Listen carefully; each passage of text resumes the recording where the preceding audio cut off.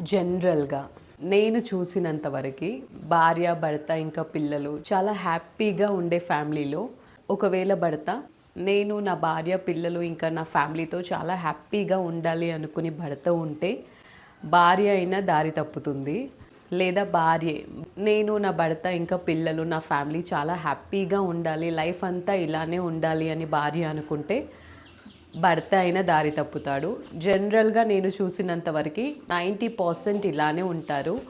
ఒక 10% మాత్రం చాలా అండర్‌స్టాండింగ్‌గా ఉంటారు కపుల్స్. వాళ్ళని చూస్తే దిష్టి తగులుతుందేమో అన్నంత నమ్మకంతో ఉంటారు ఒకరిపైన ఒకరు. చాలా హ్యాపీగా ఉంటారు. ఒకరిని ఒకరు చాలా అర్థం చేసుకుంటారు. వాళ్ళిద్దరూ దూరంగా ఉన్నా సరే ఎవరు ఎవరిని మోసం చేయకుండా చాలా హ్యాపీగా జెన్యూన్‌గా లవ్ చేస్తారు. కొంతమంది మాత్రం ఒకరికి తెలియకుండా ఒకరు, ఒకరిని తెలియకుండా ఒకరిని మోసం చేసుకుంటూ జీవితాంతం వాళ్ళతో పాటు నడిచే పార్ట్నర్‌ని చీటింగ్ చేస్తూ ఉంటారు. సో, ఈరోజు నేను చెప్పే ఈ కథలో భర్తకి భార్య అంటే ప్రాణం. తన భార్య, తన కొడుకు, తన ఫ్యామిలీతో చాలా హ్యాపీగా ఉండాలి అనుకున్నాడు. ఎప్పుడు భార్యని మోసం చేయలేదు. భార్యకి ఎప్పుడు దగ్గరగా ఉండాలి అనుకున్నాడు. చాలా చాలా ప్రేమించాడు. కానీ భార్య మాత్రం దారి తప్పింది. చివరికి అతని తీసింది. ఆ కథనే ఈరోజు నేను చెప్తాను. శామ్ అబ్రహం ఇంకా అతని భార్య సోఫియా ఆస్ట్రేలియాలోని మెల్బర్న్ సిటీలో నివసిస్తూ ఉండేవాళ్ళు. యాక్చువల్లీ వీళ్ళది కేరళ. ఉద్యోగరీత్యా ఆస్ట్రేలియాలో ఉంటున్నారు. వీళ్ళిద్దరికీ ఒక కొడుకు కూడా ఉన్నాడు. ఎన్ని పనులున్నా సరే ప్రతి సంవత్సరం కేరళకి వచ్చి తన పేరెంట్స్, రిలేటివ్స్, ఫ్రెండ్స్తో టైం స్పెండ్ చేసి వెళ్తూ ఉంటారు. సోఫియా ఇంకా శామ్ ఇద్దరూ ఉద్యోగం చేస్తున్నారు. సో ఒకసారి ఇద్దరికి సెలవులు వచ్చేలా చూసుకొని ఇండియాకి వచ్చి ఫ్యామిలీతో స్పెండ్ చేసి వెళ్ళేవాళ్ళు. 2025 అక్టోబర్లో కూడా కేరళకి వచ్చారు. అక్కడ కొన్ని రోజులు స్పెండ్ చేశారు. కానీ శామ్ వాళ్ళ ఫాదర్కి ఒక డౌట్ వచ్చింది. శామ్ ఎప్పుడు ఇండియాకి వచ్చినా చాలా హ్యాపీగా ఉండేవాడు, కబుర్లు చెప్తూ ఉండేవాడు, చాలా యాక్టివ్గా ఉండేవాడు. కానీ ఈసారి అలా లేడు. చాలా డల్గా ఉన్నాడు. ఏదో పోగొట్టుకున్న వాడిలా కనిపించాడు తన తండ్రికి. శామ్ అక్టోబర్ 2కి ఆస్ట్రేలియా వెళ్ళడానికి ప్రయాణం అయ్యాడు. వెళ్ళే ముందు తన తండ్రితో ఒక మాట చెప్పాడు. నేను మళ్ళీ ఇక్కడికి వస్తానో లేదో నాకు తెలియదు. ఒకవేళ మీ దగ్గరికి వచ్చినా పేటికలో వస్తానేమో అన్నాడు. తండ్రి భయపడ్డాడు. కానీ అంతగా పట్టించుకోకుండా వదిలేశారు. శామ్ ఇండియా నుండి ఆస్ట్రేలియాకి వెళ్ళిన 2 రోజులకే గుండెపోటుతో చనిపోయాడు. శామ్ తన తండ్రితో ఇంకొక విషయం కూడా చెప్పాడు. ఒకవేళ నేను చనిపోతే నన్ను తాతని ఎక్కడైతే పూడ్చారో మన ఇంటి పెరట్లో అక్కడే నన్ను పూడ్చండి అని కూడా చెప్పాడు. అప్పటికి వాళ్ళ నాన్న సీరియస్గా తీసుకోలేదు దాన్ని. అక్కడే చాలా పెద్ద తప్పు జరిగిపోయింది. శామ్ గుండెపోటుతో చనిపోయిన తర్వాత ఆస్ట్రేలియా నుండి ఇండియాకి తీసుకొచ్చి తనకి చేయాల్సిన తతంగం మొత్తం చేసిన తర్వాత సోఫియాని ఓదార్చడం ఎవరి వల్ల కాలేదు. తను ఏడుస్తూనే ఉంది. ఇండియాలోనే ఉంటే తను కోలుకోలేదు, బాధ ఇంకా ఎక్కువ అవుతుంది అని శామ్ తల్లిదండ్రులు ఇద్దరు కూడా సోఫియాని ఆస్ట్రేలియా పంపించారు తన చెల్లినిచ్చి. ప్రతి శనివారం అత్తామామలకి సోఫియా కాల్ చేస్తుంది. ఒక 2 వారాలుగా సోఫియా కాల్ రావడం లేదు. ఒక వారం రాకపోయేసరికి ఏదో పనిలో ఉంది అనుకున్నారు.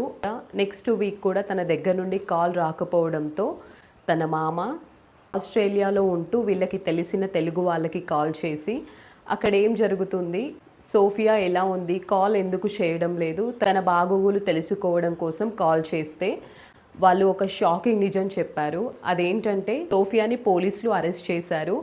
తన భర్తని చంపిన నేరం కారణంగా సోఫియాని అరెస్ట్ చేశారని. శామ్ తల్లిదండ్రులు ఒక్కసారిగా షాక్ అయ్యారు. వాళ్ళ మైండ్లో చాలా చాలా ప్రశ్నలు తిరుగుతూ ఉన్నాయి. సోఫియా ఎందుకు చంపింది, భర్తని తను ఎందుకు చంపుకుంటుంది, నా కొడుకు వెళ్ళేటప్పుడు చెప్పాడు నేను మళ్ళీ శవంగానే తిరిగి వస్తాను అని చెప్పాడు, దానికి కారణం సోఫియానేనా, నా కొడుకు గుండెపోటుతో చనిపోయాడు, తనకి గుండెపోటు రావడానికి కారణం తన కోడలేనా అని చాలా చాలా ప్రశ్నలు మెదులుతూనే ఉన్నాయి శామ్ తల్లిదండ్రులకి. యాక్చువల్లీ పోలీసులకి శామ్కి గుండెపోటు వచ్చిందని చెప్పింది సోఫియా. పోలీసులు కూడా చాలా యాక్టివ్గా ఉన్నాడు, చాలా ఆరోగ్యంగా కూడా ఉన్నాడు, సడన్గా హార్ట్ అటాక్ వచ్చి ఉంటుంది అనుకున్నారు. పోలీసులు కూడా అంతగా పట్టించుకోలేదు. అతనికి శవ పరీక్షలు కూడా చేయలేదు. కానీ ఏమైంది, సోఫియానే తన భర్తని చంపిందని ఎందుకు అరెస్ట్ చేశారు అది కూడా చూద్దాం. శామ్ చనిపోవడంతో తన భార్య సోఫియా చాలా ఏడ్చింది. అందరూ సోఫియాని నమ్మారు. తనని ఓదార్చడం కూడా ఎవరి వల్ల కాలేదు. కానీ ఒక్క పోలీస్కి సోఫియా పైన అనుమానం వచ్చింది. తన ఏడుపు న్యాచురల్గా అనిపించలేదు ఆ పోలీస్కి. సోఫియా పైన చాలా డౌట్ పడ్డాడు. కానీ అతని దగ్గర ఎలాంటి ఆధారాలు లేవు. కానీ అతనికి వచ్చిన డౌట్ని అక్కడితో వదిలిపెట్టలేదు ఆ పోలీస్ ఏం చేశాడంటే, పోలీస్ అధికారుల దగ్గర ప్రత్యేక పర్మిషన్ తీసుకొని సోఫియాని ఫాలో చేయడం స్టార్ట్ చేశాడు. తను పనిచేసే ఆఫీస్కి, తను ఏ ప్లేస్కి వెళ్తే ఆ ప్లేస్కి, తను ఎవరితో మాట్లాడినా, తను ఏం చేస్తున్నా తనని ఫాలో చేయడం స్టార్ట్ చేశాడు. అలా ఫాలో చేస్తుంటే కొన్ని రోజులకి భర్త బ్యాంక్ అకౌంట్లో ఏదైతే అమౌంట్ ఉందో తన అకౌంట్లోకి ట్రాన్స్ఫర్ చేయించుకుంది. ఇందులో పెద్దగా తప్పేం లేదు, అనుమానించాల్సిన అవసరం అంతకంటే లేదు. ఆ పోలీస్ కూడా అదే అనుకున్నాడు. భర్త చనిపోతే ఆటోమేటిక్గా తన ఆస్తులు అన్నీ కూడా భార్యకే వస్తాయి, అందులో అనుమానించడానికి ఏదీ లేదు. ఒక 15 days తర్వాత శామ్ కారు ఏదైతే ఉందో ఆ కారుని వేరే వ్యక్తి పేరు పైన రిజిస్ట్రేషన్ చేయించింది సోఫియా. ఆల్రెడీ సోఫియా పైన డౌట్ ఉన్న పోలీస్ ఈ విషయంతో ఇంకా డౌట్ పడ్డాడు. భర్త చనిపోతే అతని పేరు మీద ఉన్న కార్ని అయితే భార్య పేరు పైన రిజిస్ట్రేషన్ చేయించుకోవాలి, కానీ ఎవరో వ్యక్తి పేరు పైన చేయించడం ఏంటి అని డౌట్ వచ్చిన పోలీస్ అసలు ఆ వ్యక్తి ఎవరు అని ఇన్ఫర్మేషన్ సేకరించడం స్టార్ట్ చేశాడు. ఆ వ్యక్తి గురించి ఇన్ఫర్మేషన్ మొత్తం లాగాడు. అతని పేరు అరుణ్. కేరళలో సోఫియా చదువుతున్న కాలేజ్లోనే అరుణ్ కూడా చదువుకునేవాడు. Sophia classmate Arun. శామ్ గురించి కూడా ఇన్ఫర్మేషన్ ఏంటి, అతను ఎవరు, అతని బ్యాక్గ్రౌండ్ ఏంటి, అతని గురించి కూడా ఇన్ఫర్మేషన్ మొత్తం తెలుసుకున్నాడు. కేరళలోని కొల్లం దగ్గర కరువలులో పుట్టాడు శామ్. తన ఇంటి పక్కనే ఉండేది సోఫియా. వీళ్ళిద్దరు చిన్నప్పటి నుండి చాలా బెస్ట్ ఫ్రెండ్స్. శామ్ చాలా తెలివైనవాడు అండ్ చర్చ్లో కూడా పాటలు చాలా బాగా పాడేవాడు. శామ్ని చూసి చిన్నప్పటి నుండే అట్రాక్ట్ అయ్యింది సోఫియా. వాళ్ళిద్దరూ చిన్నప్పటి నుండి బెస్ట్ ఫ్రెండ్స్ కావడంతో డిగ్రీకి వచ్చిన తర్వాత ఇద్దరు కావాలనే ఒకే కాలేజ్లో చేరారు. డిగ్రీ అయిపోయిన తర్వాత ఇద్దరు పెళ్ళి కూడా చేసుకున్నారు. పెళ్ళైన కొన్ని రోజులకే ఒమెన్ దేశంలో ఒక కంపెనీలో మంచి జాబ్ వచ్చిందని శామ్ ఒక్కడే అక్కడికి వెళ్ళాడు. అప్పుడు సోఫియా ఇండియాలోనే ఉంది. శామ్ వేరే దేశం వెళ్ళిపోవడంతో సోఫియా ఒంటరిగా ఉంది. ఇంకా ఖాళీగా ఉండడం ఎందుకని కేరళలోని ఒక డిగ్రీ కాలేజ్లో చేరింది సోఫియా. అక్కడే తనకి అరుణ్ అనే వ్యక్తి పరిచయం అయ్యాడు. పరిచయం కాస్త ప్రేమగా మారింది. యాక్చువల్లీ దానికి వాళ్ళు పెట్టుకున్న పేరు ప్రేమ. నా వర్షన్లో అది ప్రేమ కాదు. అండ్ 2005లో మాస్టర్స్ డిగ్రీ కంప్లీట్ చేసింది సోఫియా. డిగ్రీ కంప్లీట్ అయిన తర్వాత కూడా అరుణ్తో రిలేషన్ కంటిన్యూ చేస్తూనే ఉంది. సోఫియా సిస్టర్ ఆస్ట్రేలియాలో అప్పటికే నర్స్గా పనిచేస్తుంది. సోఫియా చేసిన డిగ్రీకి అక్కడ మంచి జాబ్ వస్తుందని తన సిస్టర్ చెప్పడంతో జాబ్కి అప్లై చేసింది సోఫియా. అప్లై చేసిన వెంటనే అనుకోకుండా తనకి మంచి జాబ్ వచ్చింది. ఇంకా తను ఆస్ట్రేలియాకి వెళ్ళి అక్కడే జాబ్ చేస్తూ ఉంది.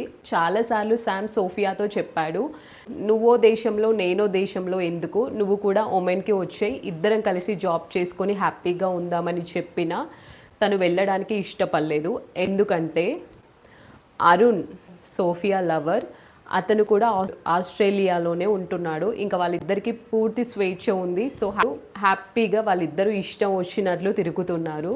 సో శామ్ ఎన్నిసార్లు ఫోన్ చేసి రమ్మన్నా కానీ సోఫియా వెళ్ళడానికి ఇష్టపడలేదు. ఇక్కడ ఇంకొక విషయం తెలిస్తే మీరు అసహ్యంగా ఫీల్ అవుతారు. ఆల్రెడీ శామ్కి సోఫియాకి పెళ్ళయింది. వాళ్ళిద్దరికీ ఒక కొడుకు ఉన్నాడు. ఇక్కడ అరుణ్కి కూడా పెళ్ళయింది. వాళ్ళకి కూడా ఒక కొడుకు ఉన్నాడు. ఇద్దరికి పిల్లలు ఉన్నారని తెలిసినా వాళ్ళు ఇలాంటి పని చేస్తున్నారు. వీళ్ళది ప్రేమ అని వాళ్ళు అనుకుంటున్నారు, కానీ చూసే వాళ్ళకి అన్యాయంగా అసహ్యంగా అనిపిస్తుంది. ఇంకా శామ్ గుడ్డిగా తన భార్యను నమ్ముతున్నాడు, తనని ప్రేమిస్తూ ఉన్నాడు. ఇంకా సోఫియాని ఎంత నమ్మన్నా ఒమెన్ రావడానికి తను ఇష్టపడడం లేదు అని సోఫియాకి తెలియకుండానే శామే ఆస్ట్రేలియా రావడానికి సిద్ధపడ్డాడు. దానికి కావలసిన ప్రయత్నాలు కూడా చేస్తున్నాడు. ఆ విషయం ఇంకా సోఫియాకి తెలీదు. శామ్ ఒమెన్లో ఏ శాఖలో అయితే పనిచేస్తున్నాడో అదే బ్రాంచ్ ఆస్ట్రేలియాలో కూడా ఉండడంతో అక్కడికి ట్రాన్స్ఫర్ చేయించుకొని శామ్ ఆస్ట్రేలియాకి వచ్చాడు. శామ్ ఆస్ట్రేలియాకి రావడం సోఫియాకి అస్సలు ఇష్టం లేదు. తను హ్యాపీగా తన లవ్వర్తో ఎంజాయ్ చేస్తూ ఉంటే శామ్ వచ్చాడు. తన స్వేచ్ఛ పూర్తిగా పోయింది అనుకుంది తను. సో తన స్వేచ్ఛ పోయింది అనే కారణంతోనే శామ్ని హతమార్చాలి అనుకుంది. శామ్ ఆస్ట్రేలియాకి వచ్చిన తర్వాత తన భార్య సోఫియాలో చాలా చేంజెస్ చూశాడు. తన మాటలు, తన ప్రవర్తన, తను ఎక్కడికి వెళ్తుంది, ఏం చేస్తుంది, తనకేం అర్థం కావడం లేదు. కానీ శామ్కి అర్థమవుతుంది తను ఏదో తప్పు చేస్తుంది, అప్పటిలా లేదు తను అని. ప్రతిసారి సోఫియాని అడిగేవాడు, నువ్వేం చేస్తున్నావు, నువ్వే పని చేస్తున్నావు, నీ ఆఫీస్ ఎక్కడ, నువ్వు ఎక్కడికి వెళ్తున్నావు అని అచ్చిగుచ్చి అడుగుతూనే ఉండేవాడు. కానీ సోఫియా మాత్రం చాలా చిరాకు పడుతూ మాట్లాడేది శామ్తో. తను అడిగిన ప్రశ్నలకి ఎలాంటి సంబంధం లేని సమాధానాలు చెప్పేది. శామ్కి పూర్తిగా అర్థమైంది తన భార్య చేయి దాటిపోయిందని. ఎన్ని గొడవలు వచ్చినా సరే ఇండియాకి వెళ్ళడం మాత్రం ఆపేవాళ్ళు కాదు. ప్రతి సంవత్సరం ఇండియాకి వెళ్ళేవాళ్ళు. అలానే అక్టోబర్ 25న కూడా శామ్ ఇంకా సోఫియా తన కొడుకుని తీసుకొని ఇండియాలోని కేరళకి వచ్చి తన ఫ్యామిలీతో స్పెండ్ చేశారు. అప్పుడే తన తండ్రికి డౌట్ వచ్చింది కొడుకుని చూసి. ఇంతకు ముందు ఎప్పుడు కేరళ వచ్చినా చాలా హ్యాపీగా ఉండేవాడు, అందరి బాగోగులు తెలుసుకునేవాడు. కానీ ఇప్పుడు ఇంత డల్గా ఏదో పోగొట్టుకున్నట్లుగా ఉంటున్నాడేంటి అని శామ్ తండ్రికి డౌట్ వచ్చింది. నేను ఈసారి ఇక్కడికి రాను, నా శవపేటిక వస్తుంది అని అప్పుడే శామ్ తన తండ్రితో చెప్పాడు. తన తండ్రి అప్పుడు పట్టించుకోలేదు. అక్కడే పెద్ద తప్పు జరిగింది.